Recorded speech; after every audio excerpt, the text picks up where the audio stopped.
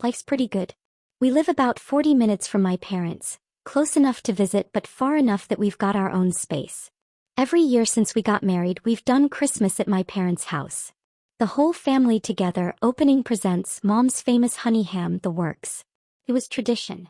Until this year. I got a call from Mom on a Tuesday evening, first week of December. W was giving the kids a bath and I was cleaning up dinner. Mom's voice had that edge to it, the one I'd learned to recognize as a kid. The one that meant she'd already decided something and was just informing me of her decision. "So, we need to talk about Christmas," she said. "No hello, no how are you?" "Okay, what's up?" "Well, your father and I have been discussing it and we've decided that this year Christmas is going to be just for the immediate family. The real family. Just us, Al and their kids." I stood there in my kitchen holding a dish towel trying to process what I'd just heard. "I'm sorry, what?" "Don't make this difficult. You know what I mean. S and L are blood. Their children are my biological grandchildren. We want to keep Christmas intimate this year, just the people who are actually related." The words hit different than I expected. Not like a punch, more like cold water. Just spreading through your chest, making it hard to breathe. "Mom, I've been your son for 26 years. Legally, yes. But S made a good point last week. He said that family gatherings should be for real family and your father and I agreed. It's nothing personal. You can have your own Christmas with W and her kids." Her kids. Not my kids. Not her grandchildren. W's kids. "Those are your grandchildren, Mom. You were there when they were born. You've been to every birthday. They're not my blood. I'm sorry, but that's just the reality. Elle's pregnant again, did you know that? She's due in March. That'll be 3 real grandchildren to focus on. We just think it's better this way." My hands were shaking. 26 years. 2.5 decades of trying to earn my place in this family, and here was the truth, delivered like she was telling me about a grocery list. "Is this really how you feel, or is this S pushing his agenda again?" She got defensive then. "Don't blame your brother. He's just being honest about what we've all been thinking. Blood matters. You have your own life now, your own family with W. It's time to stop pretending we're something we're not." I hung up. Didn't say goodbye, didn't argue, just ended the call. W came out of the bathroom with both kids in their pajamas, took one look at my face and sent the kids to the playroom. What happened? I told her everything. Every word. W's face went through about 6 different expressions, landing on pure rage. "That woman has held your daughter, has told you she loves those kids, has sent them birthday cards with, 'Love, Grandma' written inside. She's been lying this whole time." "Apparently so." W paced the kitchen. "We're not doing anything. We're not fighting, we're not begging, we're not showing up anywhere we're not explicitly wanted. She wants to exclude her own grandchildren from Christmas because they're not blood related to her? Fine. She can live with that choice. But here's the thing about my mother. She doesn't handle being told no. She expects compliance, and when she doesn't get it, she escalates. I need to back up and give you context because this wasn't the first sign. Growing up, there were 1,000 little moments. S got the bigger bedroom when we moved houses. L's college was fully paid for while I got told to apply for scholarships because money was tight. When S wrecked his car at 17, Dad bought him another one. When I wrecked my bike at 16, I had to save up for 3 months to replace it myself. Mom never missed one of Al's dance recitals but forgot about my track meets constantly. For S's high school graduation, we went to this fancy restaurant. For mine, we got pizza at home. They said it was because money was different by then, but I'd seen the bank statements when I helped Dad with something in his office. The money was fine. When W and I got engaged, Mom's first comment wasn't congratulations. It was, "Well, at least we won't have to worry about you carrying on the family name." S had already produced 1 kid by then. The heir was secured, apparently. The worst part was how she played it. In public, in front of extended family, at church, she was Mother of the Year. 3 kids, 1 adopted, loved them all equally. She volunteered at the adoption agency that had placed me. She spoke at events about the importance of adoption. She had this whole persona built around being this selfless woman who'd opened her heart and home to a traumatized 6-year-old. It was all performance. Behind closed doors, I was always other. Always less than. W had seen it from the beginning. On our 3rd date, I told her about my adoption, about my family. By our 10th date, after meeting my parents twice, she gently suggested that maybe my mom wasn't as great as I wanted to believe. I'd defended her then. Took me 3 more years to really see it. When our son was born, Mom held him in the hospital and cried. Said he was perfect, said she couldn't wait to watch him grow. I thought maybe things were different now. Maybe being a grandmother would change her perspective. For 7 years I thought we'd turned a corner. The day after the phone call, my brother S called me. Dude, just apologize to Mom and this whole thing goes away. Apologize for what exactly?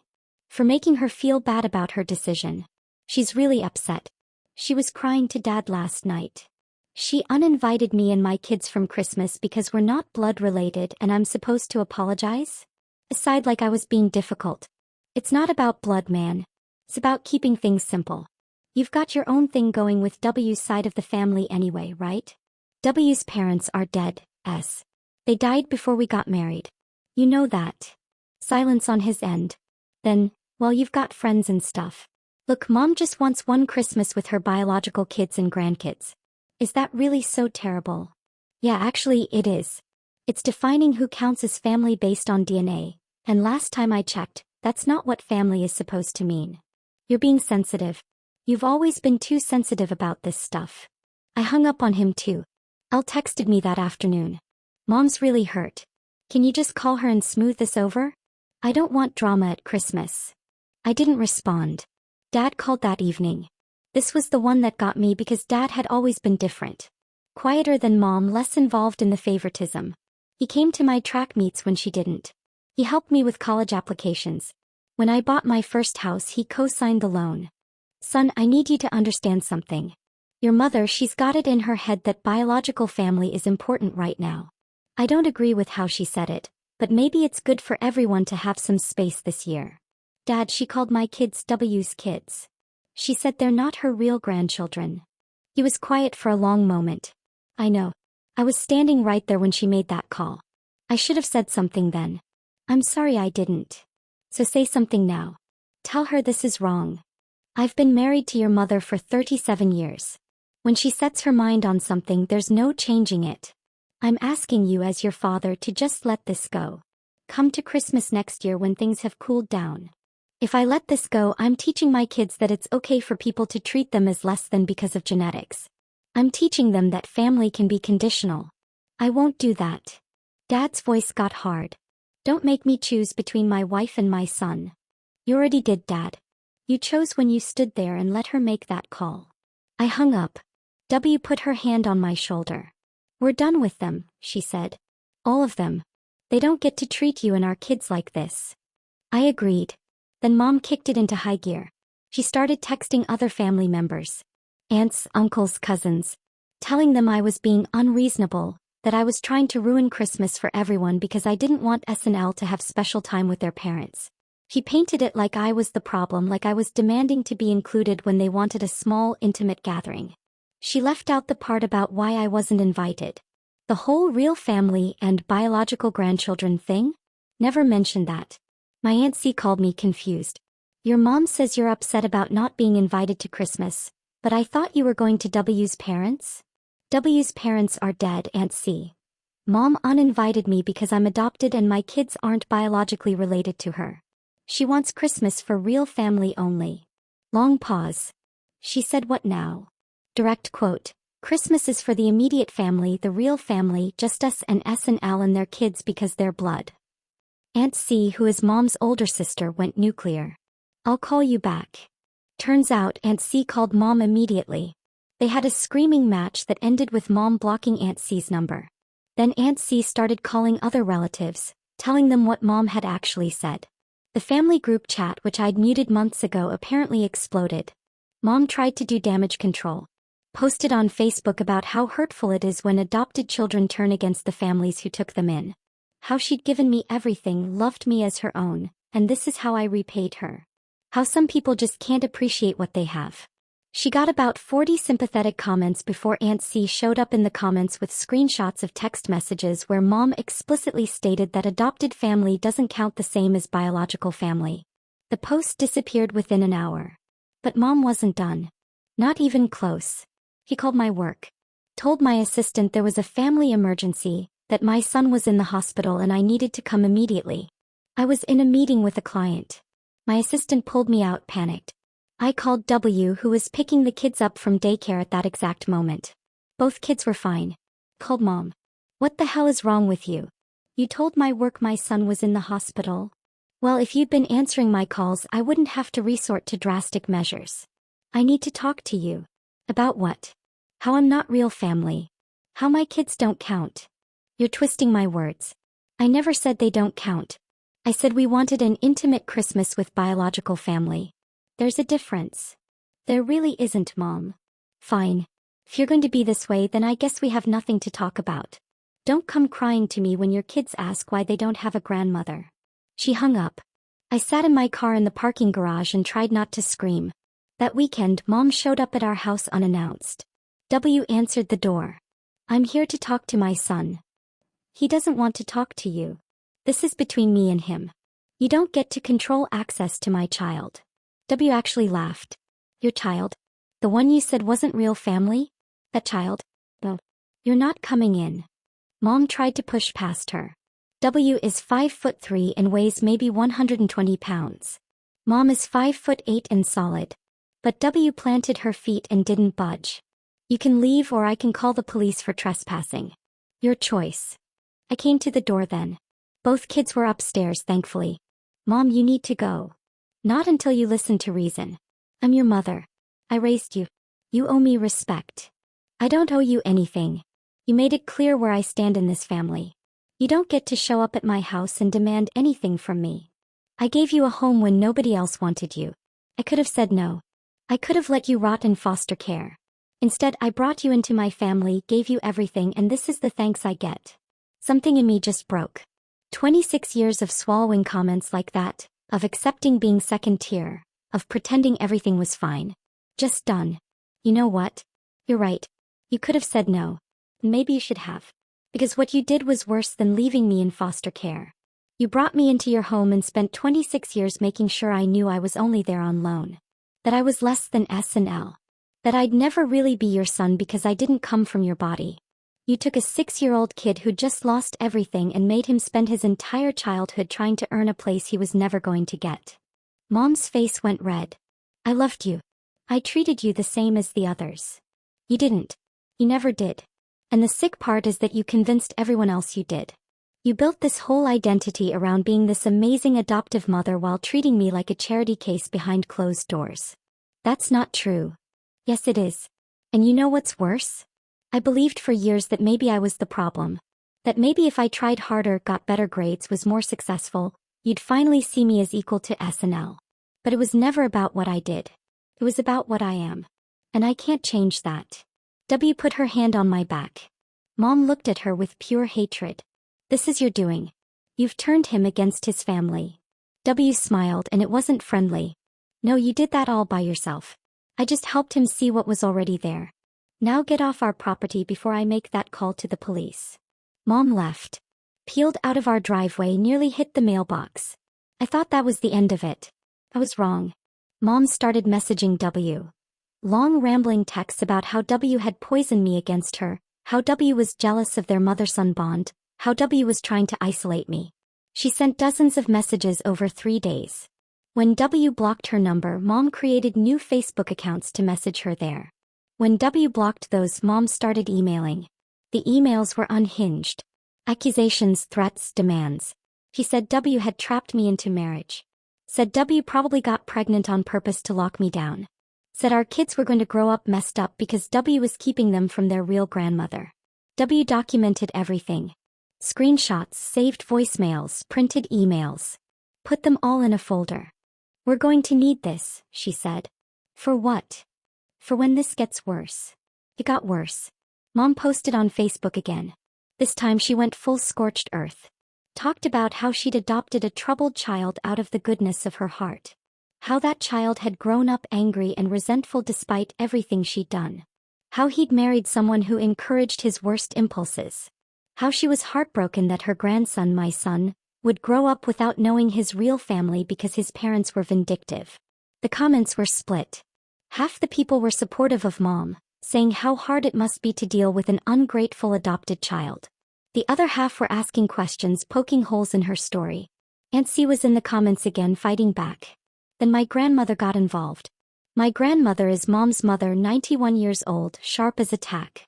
She called me directly. What's this nonsense about you not coming to Christmas? I explained everything. Every detail. Grandmother listened without interrupting. When I finished, she was quiet for a minute.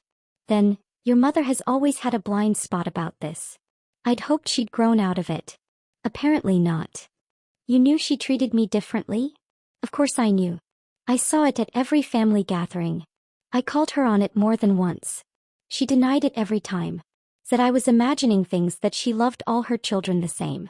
But I watched her and I saw the truth. I didn't know what to say to that. Here's what's going to happen, Grandmother continued. You and W and those babies are coming to my house for Christmas. I'll have Aunt C and her family too. Your mother will not be invited. She can have her biological family Christmas and I'll have the real family Christmas. The one where people matter because of who they are, not whose DNA they carry. Grandma, you don't have to do that. Yes, I do. I should have done it years ago. Better late than never. And don't you worry about your mother. I'll handle her. I don't know what Grandmother said to Mom, but Mom called me that night, screaming. Said I'd turned her own mother against her. Said I was destroying the family. Said she'd never forgive me for this. Good, I said. Don't forgive me. Just leave me alone. She didn't leave me alone. She showed up at my son's daycare. Told the staff she was there to pick him up, that there was a family emergency. The daycare, thank God, had strict pickup procedures. They called me immediately. I was there in 10 minutes. Mom was in the parking lot, arguing with the director. When she saw me, she started yelling. You can't keep my grandson from me.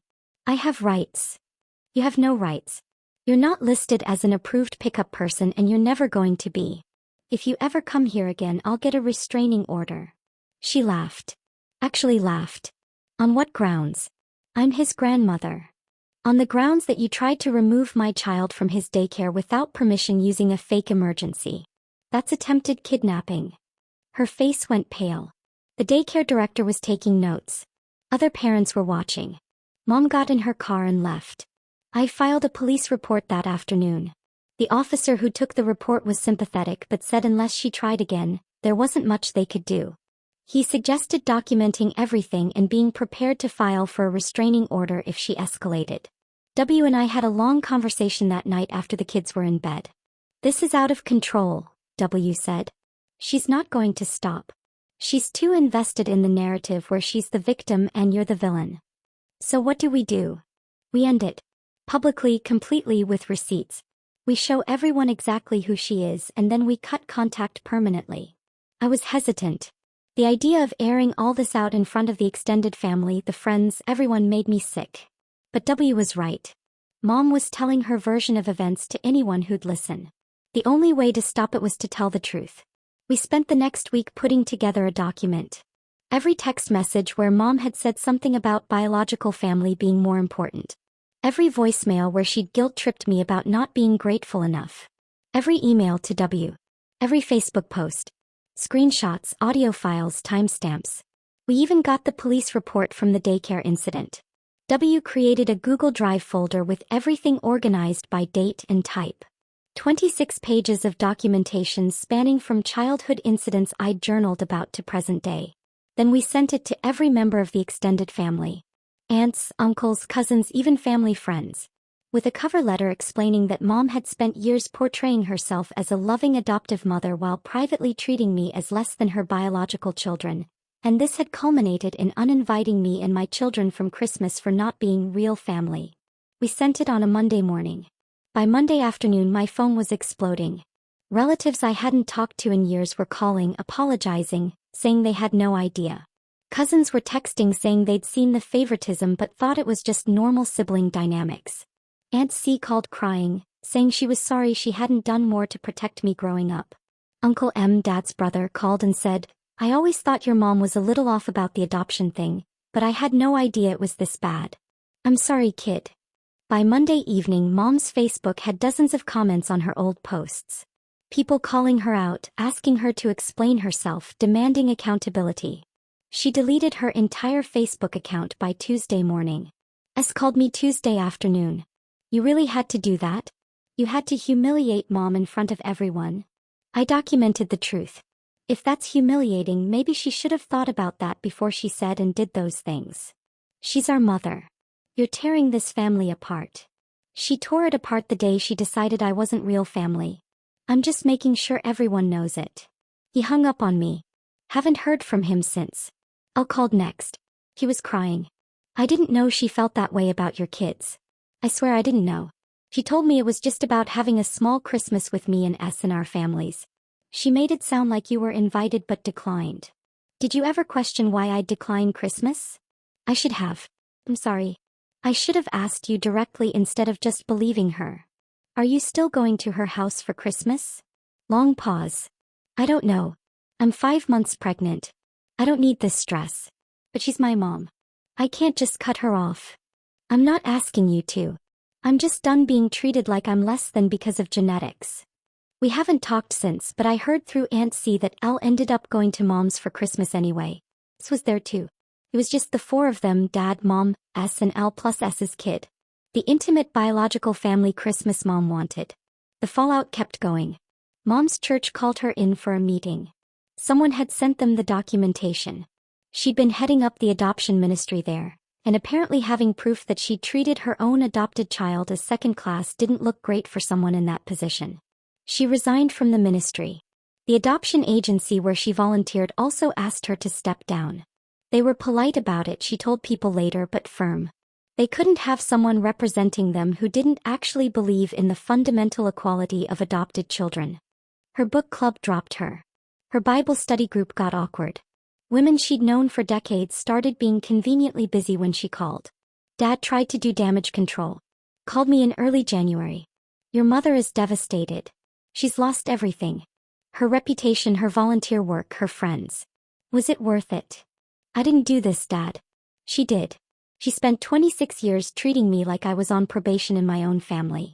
She uninvited my kids from Christmas because they're not biologically related to her. She tried to take my son from his daycare. Those are her choices, not mine.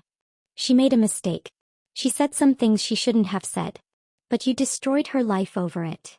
No, I held her accountable. There's a difference. And you know what's interesting? You're calling me to tell me how devastated she is. You haven't once asked how I'm doing.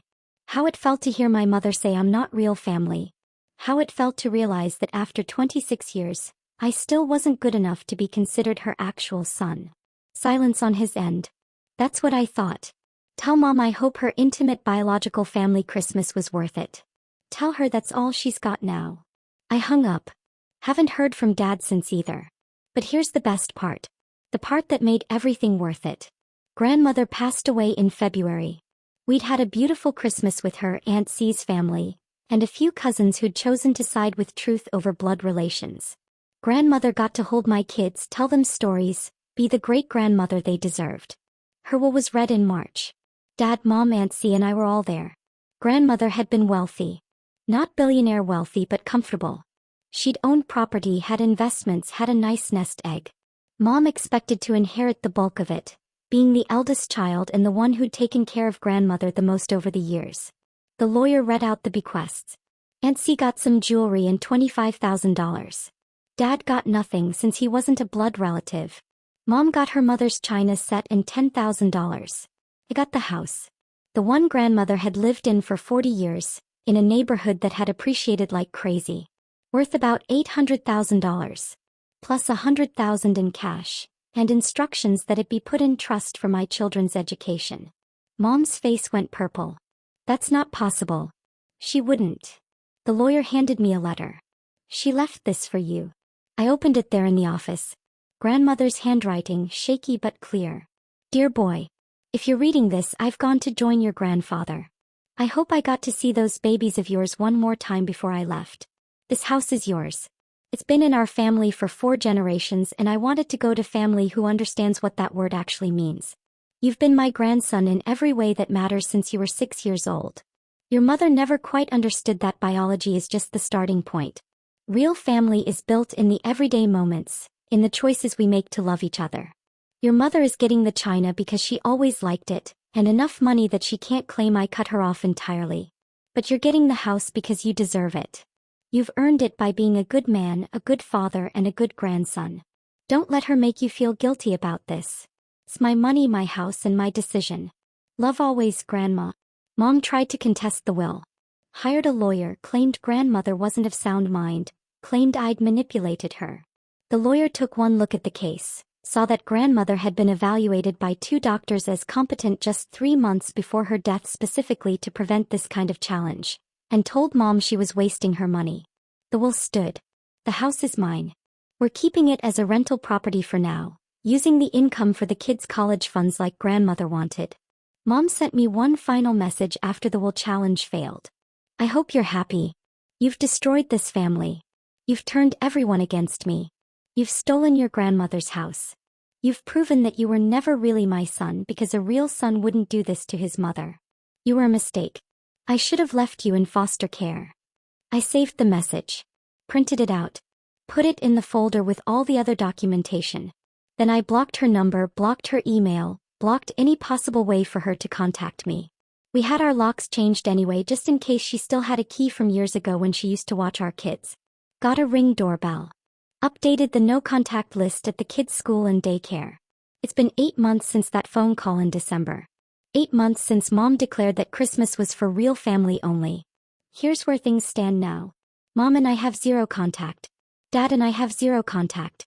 Us and I have 0 contact. I'll text occasionally, awkward small talk, but we haven't seen each other since grandmother's funeral.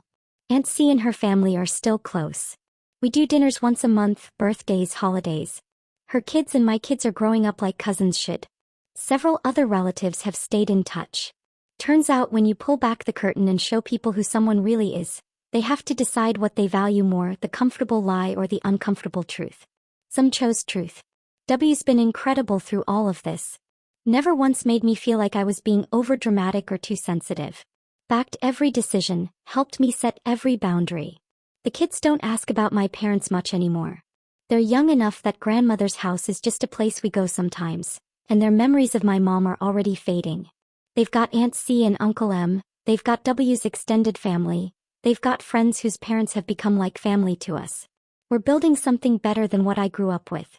A family where people are valued for who they are, not whose DNA they carry. Where kids don't have to earn their place at the table. Where love isn't conditional on genetics. Last week, my son asked me if we could invite his best friend from school for Christmas this year, since the friend's family doesn't celebrate and he wants his friend to experience it. I said yes. Because that's what family does. Real family. The kind that's built on choice and love and showing up for each other. Mom wanted Christmas for real family only. He got what she wanted. Her biological kids, her biological grandchild, her husband. Intimate and exclusive just like she planned. And I got something better. I got the family I chose, the people who chose me back, and the knowledge that I never have to shrink myself or beg for scraps of affection from people who see me as less than. The house grandmother left me. We're thinking about moving into it in a few years when the kids are older. Raising my children in the house where I felt most loved and accepted, where grandmother made sure I knew I belonged. Seems right somehow. Mom drives past it sometimes according to Aunt C. Slows down, stares at it. The house that should have been hers in her mind. The inheritance she lost because she couldn't see past genetics to the actual human being she'd raised. I hope every time she drives past it she remembers why she lost it. I hope she thinks about that phone call in December. I hope she realizes what she threw away when she decided biological family was the only family that mattered. But honestly, I don't think about her much anymore. She's a person who used to be in my life who taught me some hard lessons about what family isn't. I've moved on to the better stuff. This Christmas we'll be at my house with Aunt C's family, Uncle M and his wife, 3 families from our neighborhood and my son's best friend. We'll have too much food and too many cookies and chaos and laughter and love. Real family. The kind you build yourself. If you enjoyed watching someone who valued DNA over humanity lose literally everything that mattered and want more stories of people facing the consequences of their own terrible choices, hit that subscribe button. Turns out blood isn't thicker than water, but karma is thicker than both.